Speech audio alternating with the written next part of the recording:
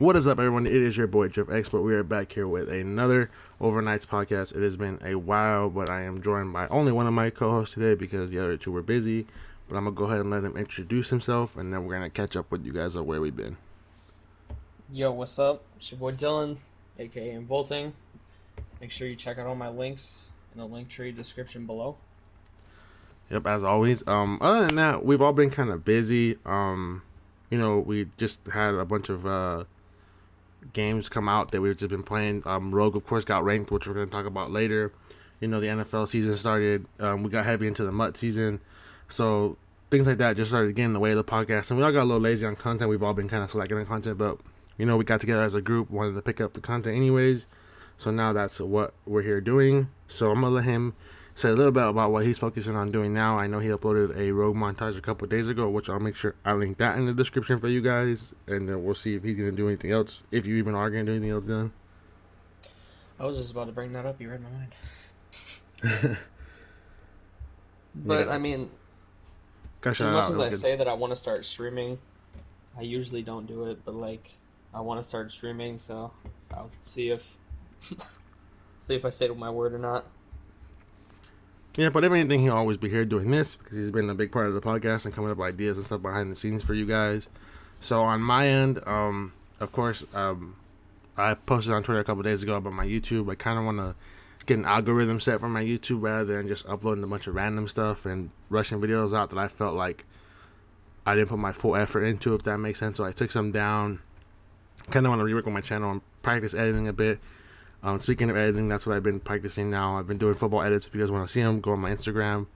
They've been turning out really cool. Hopefully I can continue to get better at those. And then we'll fill in for our friend's Justice, because he's not here, or ARZAH.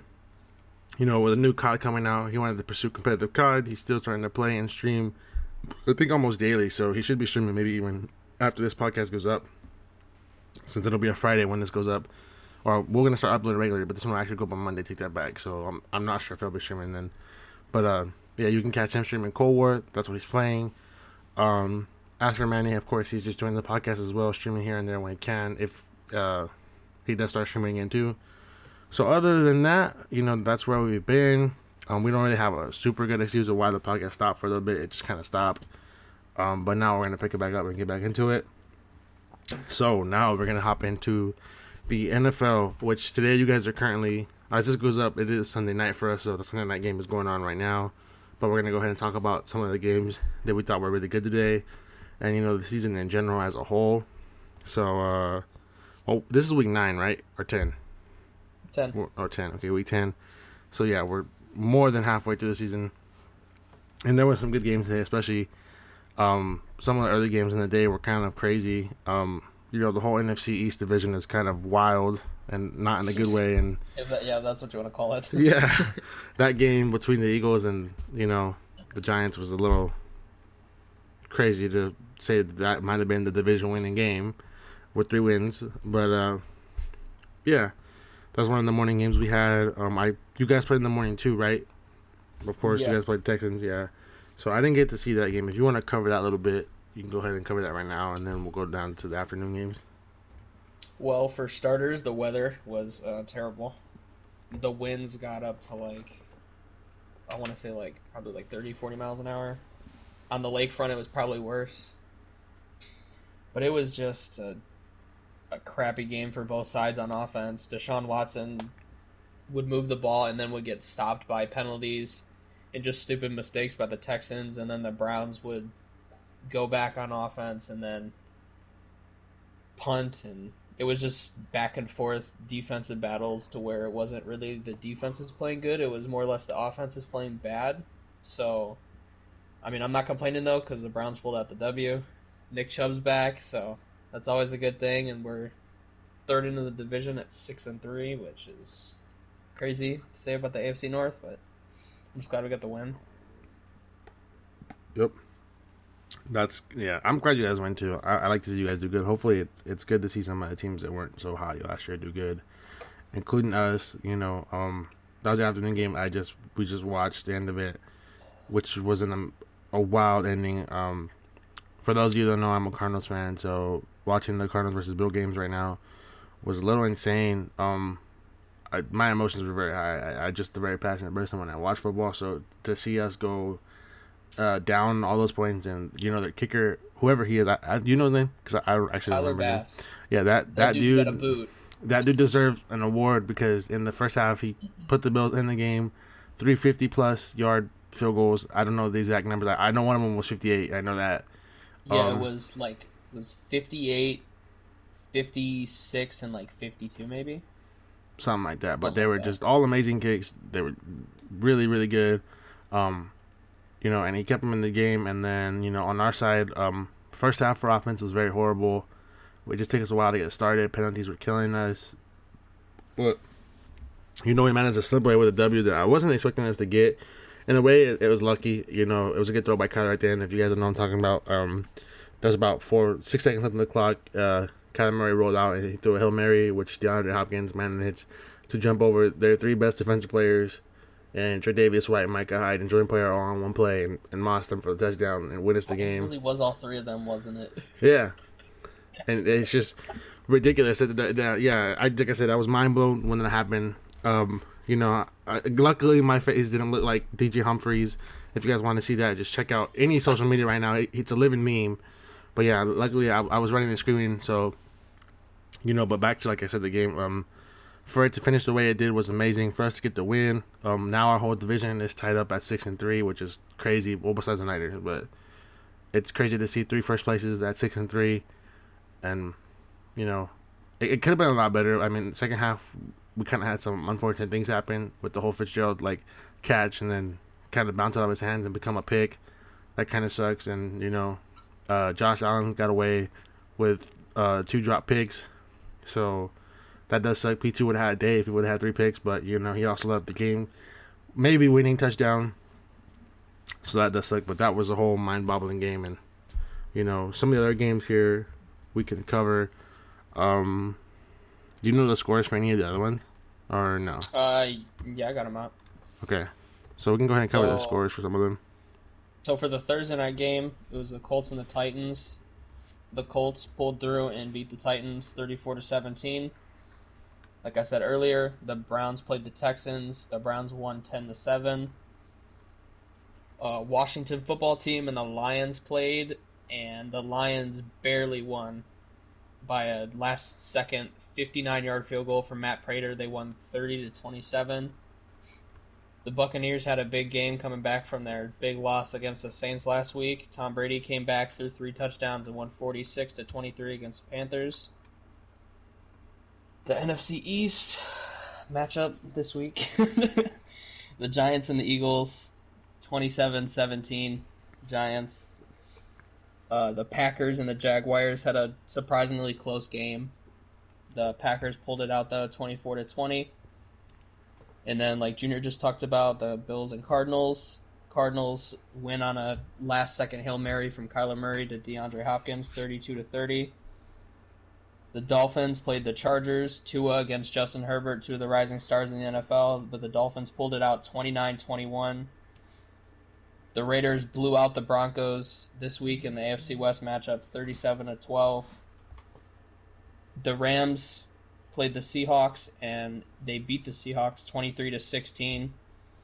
The Steelers stay undefeated in the division matchup against the Bengals and win 36-10. And the Saints beat the 49ers 27-13. That's wild. While we're here talking about, let's just talk about some of the crazy things that are going on this season. Like I said, we were talking about the NFC East earlier, and that whole situation, which is kind of I don't even want to say it, but honestly, like looking at this division, in my eyes, I do think this is the Giants' division this year. If their defense continues to play the way it plays, and Daniel Jones kind of like makes some of the plays that he's making, like he has a chance to win. And he's lost some pretty close ones, like the Buccaneers game that he got away with going into overtime. I'm not saying he would have won that game, but he could have forced overtime. So that's impressive to be on the team they're on and almost go to overtime with the Buccaneers. So, and it just shows you how good their defense is. And it's like their defense plays really good, and if Daniel Jones plays really good, they win games. So it's all on Daniel Jones and how many games they can actually win, because their defense is actually underrated. Yeah, their front seven is pretty good. Like Blake Martinez was probably their best signing in a while. Yeah. Hey, and James Bradbury is having the season. Like he's arguably one of the better corners in the NFL this year. Yeah, he's a top three corner this year. Yeah, Just this year, he's a top yeah, three corner. I'd say. and that's what I mean. And even with them trading away Marcus Golden, this they're not losing they're not losing a lack of production in pass rushing. So or in their pass rush, so they're still getting there. Yeah, that's crazy. And then another thing we can cover now while we're here too is also the Steelers and where they are. I don't think anyone seen them being undefeated, especially where they are now. I mean, they're a good team, and I kind of thought they were going to bounce back because their defense was good last year, and I believe they went like 8-8 or something like that last year with a third or fourth string quarterback. So to have Big Ben back, of course, you know it's going to make a difference when he's back. So I just wasn't expecting them to be undefeated as long as they were. Yeah, I was not expecting that either. I mean, they got an impressive team, and that's a team honestly that has room for improvement. Like James Conner is like a good running back, but like if they have like an all-star type running back on the offense, it makes the team even way better. And they still have some holes to fill in the secondary because like although like their secondary is great, it's like name wise and production wise, they aren't honestly the best players. It's just the way the coach uses them and the way Mike Tomlin is like a defensive coach. It's kind of like knows what he's doing with his personnel. But if he had a hold of like better players, like better well-known players, that defense would be even better than it already is. Yeah, definitely. And it can continue to get better because like these last like this year, like going into this year, the trades this year were insane. Like some of the trades that happened this offseason, this has probably been like the wildest offseason ever. And we said that last offseason because Hmm. it was crazy, but it just keeps getting crazier. And with the years going on, like you have like this Michael Thomas trade floating around for a while. The Stephon Gilmore trade floating around for a while, and those are players that can actually be traded next year if anything's possible at this point. Because like we've seen that with the whole Hopkins trade, we've seen that with the Stephon Diggs trade. There's been some crazy trades that have just happened, and you're like, what the hell are these teams trading away? Like, Yeah, they don't know what they have until it's gone. yeah, so it could just continue to get crazy, and a team like that can continue to improve. Um, Halfway through the season, we could do a little own award show if you want right now. Like we can give our best rookie, Like uh, mid-season awards. yeah, mid-season's awards if you want. Gotcha. Um, and then we could do like best and most improved team, most surprised team, like surprises. I'm pretty sure that's gonna be the Steelers. I'm pretty sure that's gonna be the Steelers. I'm gonna pick them. But yeah, we'll start off with your mid-season prediction of who you think is gonna be MVP right now. Mid-season MVP right now. Oh man. See, if you would have asked me this a few weeks ago, I would have said Russell Wilson, like no hesitation. But these past few games for him, ever since that Arizona game, have been kind of rough. So I don't know. It's been, I'm just gonna go for the safe pick, and I'm just gonna say Patrick Mahomes again. Honestly, Mid-season MVP, I'm saying Patrick Mahomes. I'm right next to you. I would have probably said Russell Wilson too. And even today in today's game, a lot of people are sliding like Kyler up in there, but I kind of see Kyler more as an offensive player of the year type of category. Hmm. Um, Although he's like the number one offense and we're having a great season, there's just so simple mistakes that he does make that Patrick Mahomes and Russell Wilson don't make. So, but it also depends on how the season pans out because if Kyler can finish with 4,000 passing yards plus, get to that 30, maybe 40 touchdown marker, which I doubt it, and 1,000 yards rushing, then maybe we'll see MVP, maybe. But for now, I think offensive Definitely player, possible. yeah, it's possible, but I think offensive player of the year is perfect. If he finishes with 4,000, he finishes with 28 passing touchdowns. Has less than 13 picks, and he keeps continuing to rush for touchdowns every game. He's gonna break over 1,000 yards and probably maybe even finish with 12, maybe double digits at least. I'm guessing maybe if he gets another game like he had today, he could finish possibly with over double-digit rushing touchdowns on the season. I could definitely see him finishing with that. Yeah, I mean the yards I think are guaranteed. I just don't know about the double-digit touchdowns yet. I mean, he's actually I think he's close to it already. Honestly, Yeah, I think he's pretty close. yeah, I'm pretty sure he's at I might be completely wrong. He might be at 8 or 9 already. Honestly, I can look it up. I'd have to stat check that. Um, I'm pretty sure I think he is now. Honestly, thinking about it, He but just yeah. hit 10 touchdowns, 10 rushing touchdowns Oh, this week. I'm already past. Yeah, already past double digits. So yeah, I started thinking about it more and more in my head, and I'm like, oh, you know what? He's actually been getting touchdowns. So I was thinking about it, but yeah. So what about your? We'll do rookie of the year for quarterbacks, and then we'll do your offensive defense after quarterbacks, just because quarterbacks kind of get love anyways. So Yeah, we're they get just love for rookie of the year. yeah. So we'll do your rookie of the year quarterback right now. Who do you think is the most? So for AFC or NFC? Or are we just doing like in general, just league wide? I would say let's just do league wide. I don't even know any Okay. of the rookie ones for NFC, honestly. I don't think there are rookie ones Yeah, for I don't NFC. think so. Well, see, my heart wants to say Justin Herbert because he's been balling, but come Yeah. on, you got to give it to Joe Burrow. Like what he's been doing behind that offensive line has been like miracle work for Cincinnati. Yeah, I agree with you So too, on Joe I'm Burrow. saying Joe Burrow. Honestly, like, I want to say Herbert too. I know Herbert has some better passing stats than him, like, but Herbert and I mean, I guess you can make the argument for Tua a little bit too. Even though I hate me to say this, but like he played good the last like 3 weeks he's played almost. You know, he started off rough, but then had two big games against teams that are pretty like decent. So, but like we don't know how good his stats would have been if he played all year long, and that's kind of the argument Yeah. that everyone's making because he could be hot right now, but you know he could die down. Kind of like Herbert was really hot when he first started, and now it's kind of like okay, the NFL knows what he's doing. They're kind of catching on to things now, and he's still not winning games anyway. So, and that's not him. I mean, that's the team in general. It's just the Chargers can't catch a break and win any of those games. But yeah, I'm definitely going Burrow with you too, I honestly. feel And so then bad for the Chargers. yeah, That offense is putting on a show, and their defense is like, nah. yeah, and then people are gonna make the argument that Burrow kind of is in the same boat as the Chargers, and they're not winning. But like people got to see the situation that Joe Burrow came into. The Yeah, defense is kind of getting redone. You know, that's what I'm saying. Like the impact that Joe Burrow has on the Bengals is way bigger of an impact than Justin Herbert is on the Chargers. yeah, and honestly, from like a Cardinals point of like just like a point of view, kind of like because we went through it last year. Like you know, the Bengals offensively aren't bad, and it's like they're gonna continue to grow.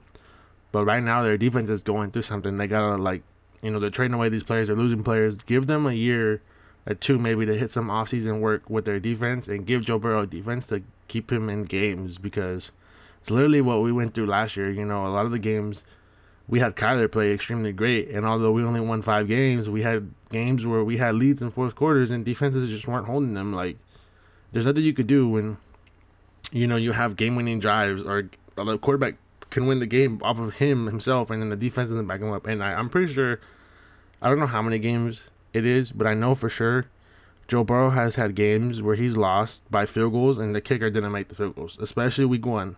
Like his first game in the Hmm. NFL, he went out there, played really good, and put them in field goal range, and the kicker missed. So some of these games they could have won easily, and it's just the team that he's on right now that just it's gonna take time for that team to get better. Yeah, once they figure out they have to build around Burrow, like their offensive pieces aren't bad. Their O line is atrocious, but Joe Mixon isn't bad. Giovanni Bernard isn't bad. He's serviceable. And then their receivers, apart from like AJ Green, which I'm sure they'll move on from sooner or later because he's not like a very big focal point of their offense. Is more or less like T Higgins and Tyler Boyd and guys like that. Even Auden Tate's stepping up a lot, but like once they just build around Joe Burrow and find their identity of their team, they're gonna be fine. Because Zach Taylor is not a bad coach at all. Joe Burrow is playing great with what he has, so I think they just need time. Yep. I definitely agree with you. This is a team that can definitely improve in my eyes. And they're gonna continue to get better. I mean, they got some trade picks for who did they just trade the Seattle Carlos? Was it Carlos Dunlap? Did they trade? Dunlap, yeah, Yeah. Carlos Okay. Dunlap. Yeah. So they probably got some picks from him. Um, they probably honestly could have got rid of Kirkpatrick earlier. I think it was kind of dumb to just let him walk off of the offseason. Because, probably could have traded for him, and our team probably would have been dumb enough to take the trade because we ended up signing him anyway. So, but yeah, let's move on to the next one, and I'm gonna go with offensive player in general, like outside of QB. Who do you think that is? Chase Claypool. For rookies? Yeah, I don't see anybody else that can apart from like Justin Jefferson, maybe. I mean, CeeDee Lamb hasn't played good without Dak Prescott.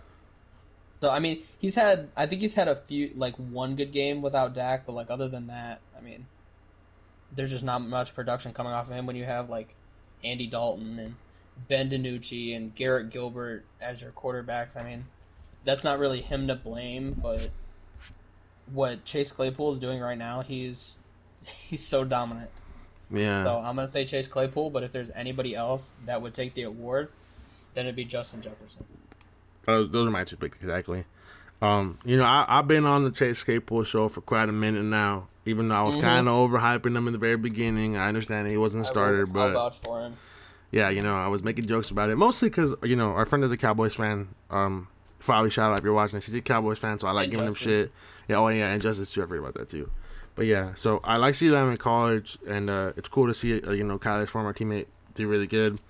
But yeah, he came to the Cowboys, and I was like roasting him, and then he actually had some games where Claypool had less play time and had better stats, and I'm like, dude, let this kid start, and he might be better than CeeDee Lamb. But then CeeDee Lamb started doing really good, and then now it's like not even fun to make fun of him no more because, like you said, he don't have a quarterback. So it's like, oh, dude, like people always excuses like, oh, CeeDee's the best rookie receiver, but he don't have a quarterback. So it's like, bruh.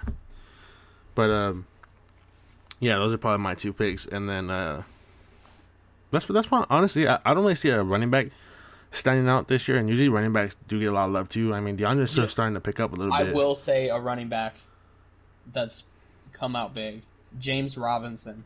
Oh yeah, that dude's playing his heart out for Jacksonville. I totally forgot. Honestly, I totally forgot about him. I didn't even think about him too. And we were just talking about him too because I was telling you how one of my friends picked him up on fantasy, and I wanted to try to get him. Yeah, I remember that now. Yeah. Wait, honestly, you know who else we got? Shot? Is that dude from the Eagles a rookie too? What's his name? Travis Fulgham. Is he a rookie? No. Oh. He was on the Lions last year. Oh, I just didn't know who he was. He just came out of nowhere and he's been popping off. Yeah, he's been balling though. Yeah. All right, so we're gonna move on to the defensive side. Who do you think is rookie of the year for defense? Jeremy Chin. I like that pick. I think Jeremy Chin has been like the best piece apart from maybe Rajal Douglas or Brian Burns from the Panthers defense. Like last week when they got Christian McCaffrey back, that defense was missing Jeremy Chin like really bad. So I just think his presence as a rookie is already like felt with him being out. So I think that's like big for him and big for the team that like he's there with them. Yeah, I will give the Panthers a little bit of credit. I honestly envy what their coach did. I honestly think this is what we should have did with Isaiah Simmons because, like, heading into this year, everyone was talking about Isaiah Simmons, being up there for that defensive rookie of the year category. I think what the coach said is perfect. Like, they don't get an off season. They don't get preseason. COVID is definitely affecting the NFL this year. You might as well just play him and let him get his play time now because, just as much as he's going to be hurting, there's going to be teams offensively hurting too, which there is. There's teams that because they didn't get, that preseason, they didn't get that full training season, like off season or whatever, that they're struggling. And it's taking some, like right now, there's probably teams out there that are barely clicking right now, like that are barely starting to catch their fire and they're going to start playing different these next couple of weeks. And that's because some teams like develop a lot slower. So, the teams that were already like intact together for so long are easier to start off hot, like those teams, they don't have to play as much because they've been like playing together. And teams that have the same exact offense that didn't lose any pieces, like Seattle, like the Chiefs, all they did was bring out their same playbook, and just roll with it because that's all they can do without a whole offseason. And it's working for some teams, but some of these younger dudes like Joe Burrow, like these Justin Jeffersons and like you said, the running backs and the players are younger, like Jeremy Chin. They maybe started off rough and then now they're starting to click because the whole team's starting to click. But he is one of those players that was super impressive. One thing I will say, is when we played against them, they used him in a lot of different things. He would blitz, he'd man up in the slot a little bit, and I also know that he was a very good spy against Kyler Murray. I know we did have like 70 rushing yards, I think, on them, but I think the big run that Kyler had wasn't even on his side of the field, and I think he was actually in coverage in that play, so it wasn't even really his fault. But one of my picks that I actually will say has actually been playing really, really good too. I think is Jeff Okudah. I think he played good. He's getting targeted like sometimes here and there, but as to be a starter and be put in the position he was put in, he still did pretty good on that team. So that'll probably be my second pick, honestly. I think my second pick would probably be Patrick Queen, linebacker for Baltimore. Ah, yeah. Yeah, he's been holding it down there. Yeah. All right, so let's go on to the next thing. Right now, who do you think is the best team mid-season? Like, both sides of the ball, like right now. Pittsburgh, yeah, that's obviously a thing. I think that's a given. Yeah. I mean, there's some teams that you can argue, but it's just record just kind of stands in the way. But Pittsburgh all around, yeah. What about I don't know. You can't argue that. Most improved team in year 2? Or most improved team, not really in year 2, but most improved team last year that was bad. Probably the team that, people didn't think were going to win games. And, we're trying to actually turn around and win games. Miami. Miami actually shocked a lot of people this year. Yeah, Miami. I think Miami's first, and then honestly, right under it would be you guys. I think a lot of people, of course, the offseason, of course, with OBJ bringing the media there, a lot of people are saying you guys can win it all, but it was about showing that you guys can win big games. You guys are definitely winning big games. Unless it's against the Steelers or Ravens. I don't want to talk about that. You still have 2 more games, though. It could change. Yeah. Division games are always hard, and though. yeah, it can change. Division games are always hard. All right, Speaking and then of playoff contention, my pick, Miami, they're in the playoffs as of right now. If the season were to end today, they'd be in the playoffs. Yeah, that's wild. That's crazy. The division, the races for the playoffs this year are just insane. Mm-hmm. In general, you got teams very, very close, just trying to battle it through it all. Yeah, it's been a really good year of football this year. Minus NFC East. Yeah, I was about to say for some teams, because teams like the Cowboys, they're in their feelings right now. There's some divisions that aren't as great as others. Like Tennessee North, they have the 7-2 Packers, 5-4 Bears, and then you got the 4-5 Lions, which are starting to have a comeback. They can possibly maybe make a late push if some of these teams start to fall off. I doubt it though. And then you have the NFC South, which they have a 7-2 team and a 7-3 team, and the other teams only have 3 wins. So I will say that this year the AFC is just looking a lot better when it comes to their divisions. The AFC South has 2 6-win teams. You guys have a 9-win team, 9-0 team. You guys have a 6-2 team, a 6-3 team. The Chiefs have an 8-1 team. Raiders are 6-3. That's okay. And then the Bills are 7-3, and the Dolphins are 6-3. But on our side, outside of our division, these teams aren't. These teams are up for debate for the wild card. If you were to go into the playoffs today, the Eagles would have a spot. We would just have won the division, so we have a spot as our seed, and then the Rams and the Seahawks would both be a wild card. The Packers would be a seed, and then, or not a seed, but they'd have a guaranteed spot because they're the division. Then the Bears, or not even the Bears, then it'd be the Saints, and then the Buccaneers. The Bucks would have the wild card, the last wild card spot. Actually, it would be the Bucks and the Bears in the wild card, and then the Rams and the Seahawks, correct? Yeah. No, because I think there's only 3 wild card spots, isn't there? Yeah, but there's has to be 4 teams to make it equal play because the other 4 are just division winners. So there has to be 4 teams. The first 2 were buys though. Buys. Okay, yeah. So no, yeah, it would be. Oh, I don't even think the Rams will make it, or the Seahawks will make it then. It'll only be 2 teams from our division. It'll only be 2 from our division because the Buccaneers have more wins than one of the teams in our division. So it'll be the Bucks. It would be the Bucks, the Seahawks, and the Rams because they have the most wins. Yeah. I'm confused. Yeah. It's so sickening that the Eagles would make it. Oh my god. I can't Yeah, believe it's crazy. that. Yeah, The division is so freaking bad. That is wild. So, before we move on, let's finish this up, wrap this up with the football thing. Before we move on to the next subject here, Defensive Player of the Year. We haven't got to that yet. We got to their offense, or MVP. We got to the best team, most improved team. Are we doing offensive player too? Because I haven't. I mean, you said offensive. You said Kyler, right? For offensive player of the year. Oh yeah, no, we were talking about MVP. We didn't talk about offensive player of the year. I just meant we were doing some awards. But yeah, let's just do defensive player of the year, and then we could do offensive player of the year too, and then we'll circle back to it because I didn't even finish that. We just threw that one up there. Well, defensive player of the year, mine is Myles Garrett. I'm going Myles Garrett too.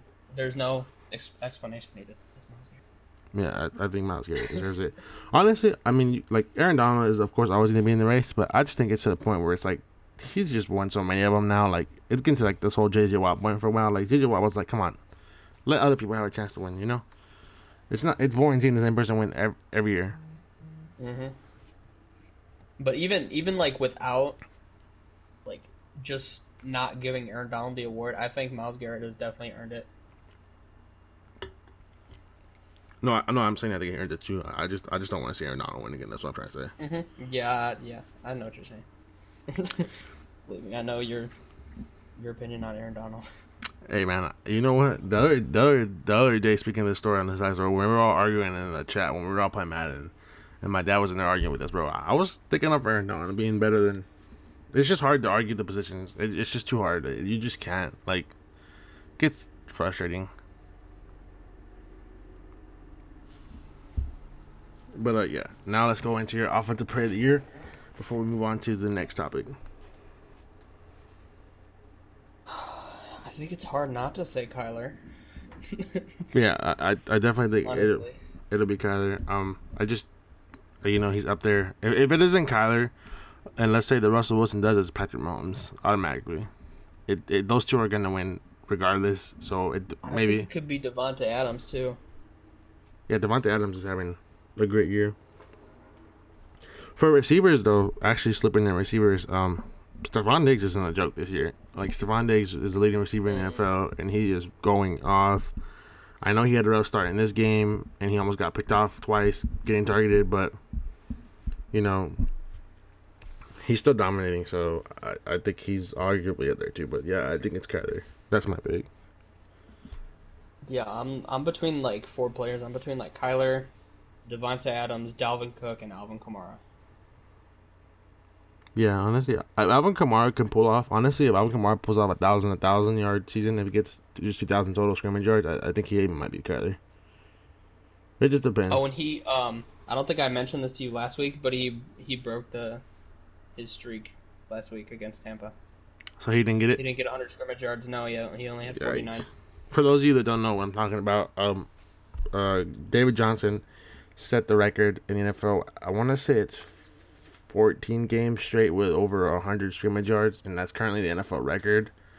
So, Alvin Kamara had a chance to beat it. I think he started off the season. What I say was he was like 6 when he came back. It was 6 or 7 that he started off, and he didn't get it.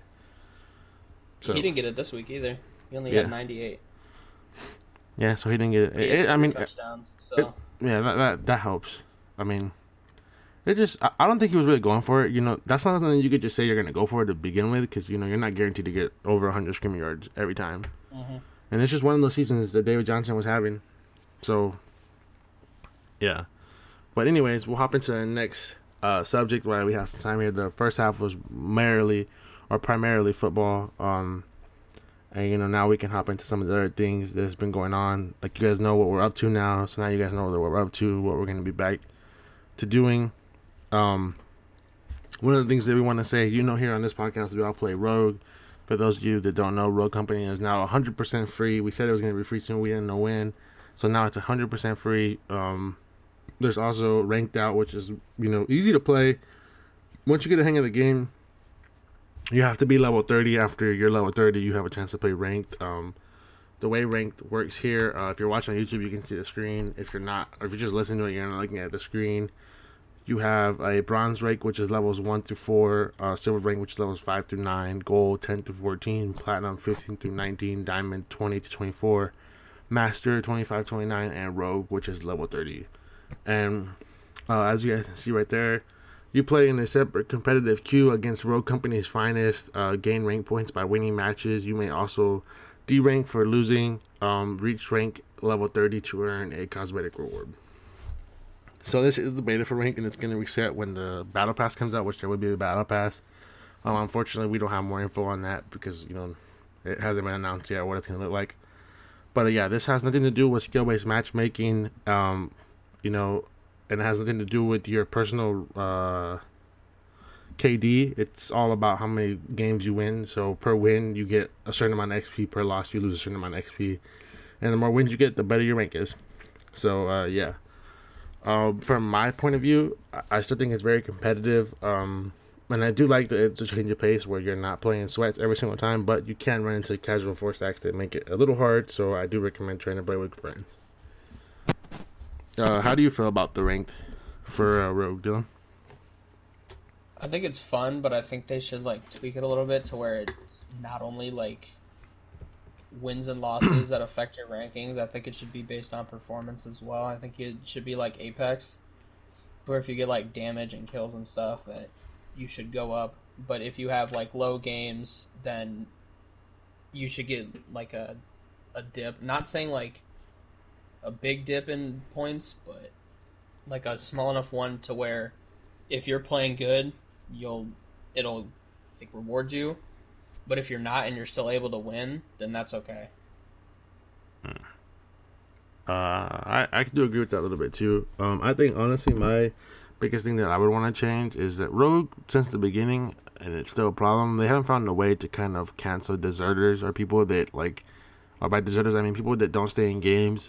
There's really no penalty for quitting out of a ranked game besides losing your points, which isn't a lot to begin with. It's 6 to 12, which isn't too much if you're in the middle of it.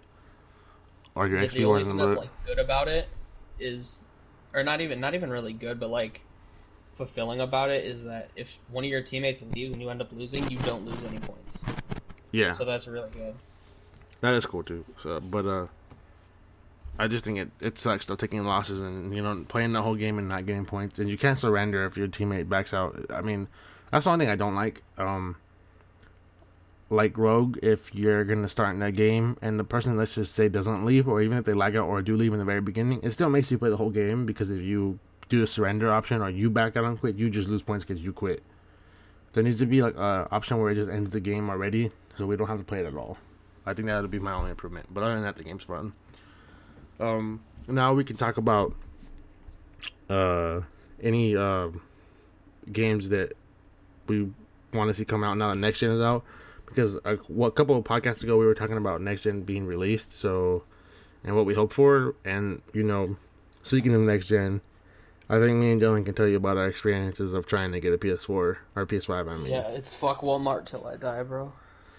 Yeah.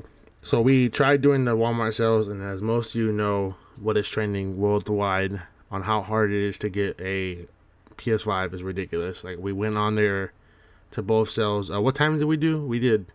It was for Eastern times. It was noon, 3 p.m., 6 p.m., and 9 p.m. 4 different releases. And we did the 3 and 6 p.m. ones, right? Yeah, I think so. Yeah. I did all of them except the last one. Okay, yeah. So you did. I did 2 with you, and you did 3. Yeah. So I did the 3 and 6 ones, and I'm telling you, it sold out in a minute. I put it in my cart. I went wish through. It was a minute. I would have. You would add it to your cart and it would be done. The bots that people had on there just made the website crash, and nobody could get PlayStations. I want to see a sale of actual PlayStations, because that was ridiculous. Yeah, like I said, I got in my car and I couldn't get past that. It just said an error has occurred or something, some bullshit, and it Mm-hmm. was just so hard to get. And you know, like we're talking about next gen, we were super excited for some of the games. We've already expressed the games we're excited for. But what sucks about these people buying these PlayStation 5s is the resale value is insane. Like the only reason that I was willing to buy a PS5 honestly early was to try to resell it too. I was trying to be one of them dickheads. Um, because I wouldn't even try to be like a jerk if the market wasn't set. But you have people buying them. Like I just don't see why people are going out there and buying these PlayStations for $1,000. Like why are we even helping them? Like we're helping people set a market for something because people are being impatient. It is Yeah, I ridiculous. think that's the one way to stop. Like the one way to stop scalpers is don't buy into the scalpers. Like if you see someone selling like a PlayStation 5 for $800, don't fucking buy it. Like if you're gonna complain about scalpers and then buy a PlayStation that a scalper's selling for 800, then it's not only them that's the problem, it's you're the problem. And that's primarily been the problem because people are still buying Exactly. them. People are taking them for $1,000, and it's just ridiculous. It's beyond wild. I mean, there is no website you can get it on right now for actual in-store price, which is horrible. And it does suck because you know the difference between PlayStation and Xbox right now is the new Xboxes got released. They're in stores. You know you can go to stores and actually find them in stock. And PS5 is only doing theirs through online. So this kind of makes me think. This is my personal theory. I honestly think that PlayStation 5 is behind on their manufacturing because it just doesn't make sense for them to let the competition stock in store and do online, and them only do specific online dates. And there's been a meme, you know, that the Xbox is a lot better, and that the PlayStation is blowing away this big 7 year lead that they had on how better their console was. Well, if you hear those kind of things and you see people switching to Xbox, do you think you would want to sell more of your consoles at a time than just online sales and letting these people sell your consoles for $1,000? It's just a personal theory that I think they're under malfunction or not malfunction, under manufacturing because there's just no way that you let your competition double your sales when you're not even putting your PlayStations out there. I could understand if there was an actual release and they just weren't selling because the console sucks, but that's not even the case. People don't even know if the console sucks because they can't even get their hands on it. I know. And if you want to get your hands on it, if you want to pay $888 on StockX for the only digital edition of it, then you can go right ahead and do that. But unless you do that, you can do $1,000 on eBay if you rather do that and get the PlayStation 5. But other than that, you're just gonna have to sit there and suffer. Not, Yeah, it's ridiculous. not much choice. I put a picture in our little group chat that we have a couple days ago of this dude saying literally "f your feelings," and he put a picture of him, and he has about like let's just say on an odd, like I counted it and it was 43, but I'm not sure the size of the boxes, so I might be miscounting it. But for sure, let's just say this person had 14, and I did the math for this. If you were to buy 14 of them, regular price, like store price, which is like 437 or whatever it was after the 3 year warranty or whatever, if you even get that. Let's just say that was what it was. Your total would be $6,058.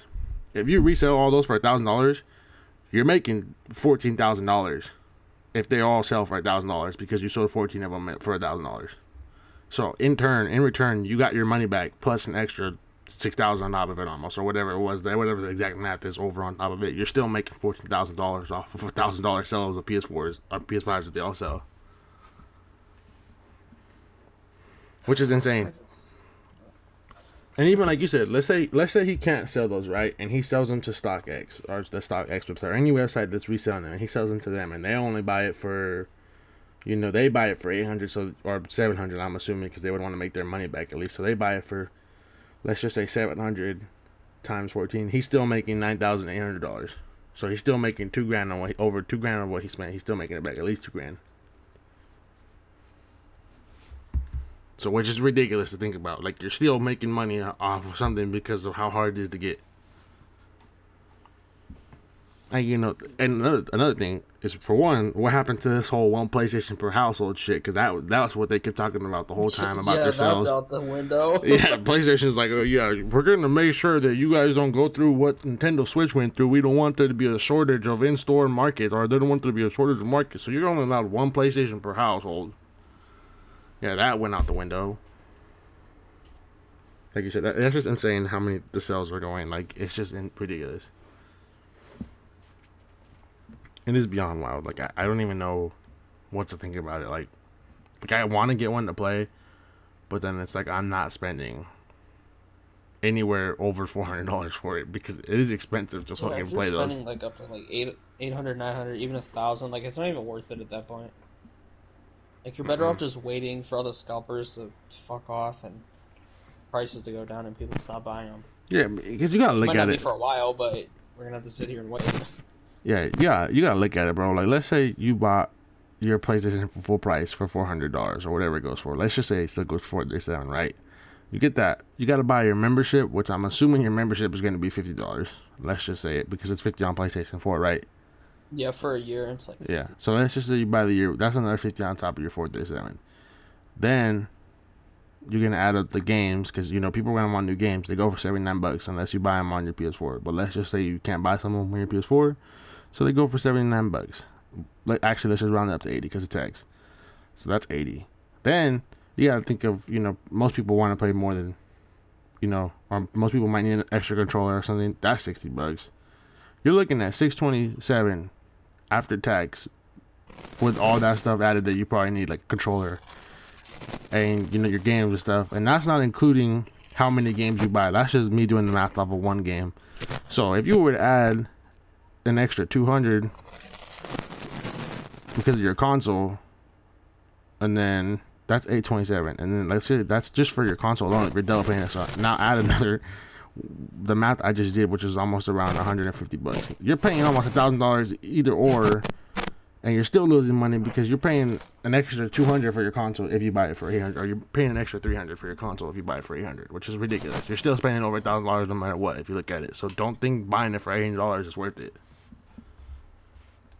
I mean, unless you want to pay $800 and then play backwards compatible games because you're out of money because you overpaid for it. I mean, you can do that. But yeah, it's ridiculous. You're better off just staying with the PlayStation 4 at that point. Yep.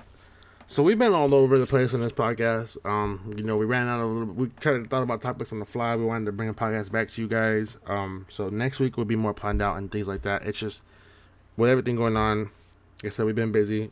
You see that we were on an adventure to try to get the PS5. It didn't happen.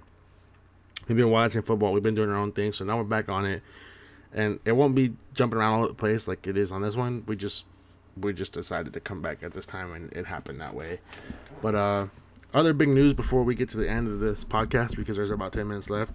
Cold War has dropped. Me and Dylan both aren't really feeling it for multiplayer. I mean, people are going around saying it's the worst Call of Duty of all time. Or not all time, but it's worse than Modern Warfare, which there's no way it gets worse than Modern Warfare. I'm sorry. Even if the game is bad, it's not worse than Modern Warfare. How do you feel about the launch of Call of Duty, Dylan? What are your true opinions? I know you ain't a comp guy, but you like zombies, and you like playing competitive casual, I guess, in a way, because you're not super competitive. You're competitive on you doing good, but you don't care about actually playing like 4-on-4, like actually playing like stuff like that. Yeah. Like competitive, yeah. I got you. But I mean, I really don't have that much of an opinion on it. I just don't play Call of Duty enough to actually buy the game. I might get it for like zombies later on. But for now, I'm just sticking to Warzone. Yeah, I'm really excited for Warzone. I was one of those people that didn't like it in the beginning, but I actually do like it, so hopefully it's good. Zombies, I guess I'm not the type of person that plays zombies a lot, so if you guys got it, I would probably play here and there with you guys. I don't see myself playing all the time. Multiplayer, I don't want to spend money on something that I'm not gonna sit there and play all the time. I feel like with Madden and Rogue, I just don't see myself playing that all the time, so it's kind of like a waste of money right now at this point. Yeah, So that's I how don't I know. feel. Plus, if I were buying it, I would buy it to like play zombies and get multiplayer on the side, I guess. But I wouldn't buy it just to play multiplayer. Yeah, I just can't do that. I can't do that no more at all on any card. But yeah, that's really all we have to say for Call of Duty. I don't really think I got any other problems with it. I think like the launch is okay. How do you feel about the PlayStation bonuses? About what you're hearing, do you feel like it's a ripoff or it's unfair? I don't know if you know all the advantages you get for PlayStation, but I'm pretty sure you heard us talking about it earlier, which is kind of insane. it's like a rip off. I mean, it's part of their partnership, so no one can really say anything. It's whatever. I mean, yeah, you gotta think about it. They had a whole deal last year, and they didn't really get any benefits. So for them to get this double, like the 2 extra classes, and the extra XP for playing in the party, and then they get the monthly XP things through the actual game. It's kind of cool to see them benefiting having a PlayStation. But at the same time, you got all the Xbox kids saying, "Ha ha! All these PS4 players need help. All these PlayStation players, they need the help." It's funny, but it's a little shot at Xbox players there. But yeah, I think it's an okay launch. Um, Other than that, that's pretty much all we have to talk about. We'll be back next week with another podcast. We'll probably plan out the other one a little more. Like I said, this is more of a catch up, where we've been, get back into the rhythm of doing it. It's gonna be a little sketchy, because it's our first one back, so it's kind of like doing the first one all over in a while. Yeah, So it was our little, improvised. yeah, Heavy, but our little break is over now. So we'll be back next week. Everything will be planned out a little more. We'll have more topics lined up. As next gen keeps coming, more games will keep coming, more news will keep coming. We can cover more football stuff. Anything like that will just be covered. So other than that, we're gonna go ahead and sign off. It has been your boy DRIFTXPORT. I really do hope you guys are enjoying the podcast. Make sure you guys like, comment, subscribe, turn on bell notifications so you can see when we upload these podcasts. Make sure you check my links in the description. Like you said in the beginning, I kind of want to start streaming a little more, but I don't know. For now, when I do stream, make sure you guys follow my links, like I said. And if you guys want to see any of my new football edits that I've been doing, just check out my Instagram. Other than that, I'm gonna let him do his outro, and then that'll be it. pretty much cover everything. But yeah, just go check out my Scorch montage I just posted. It's like 4 minutes 30 seconds. It's not that long, so do that. Go check it out. Leave a comment, like it, do all that good stuff. Should be my link tree down in the description. So that's pretty much it. Yeah, and like I said, I'll make sure I actually link the video too when I upload it. All right, peace.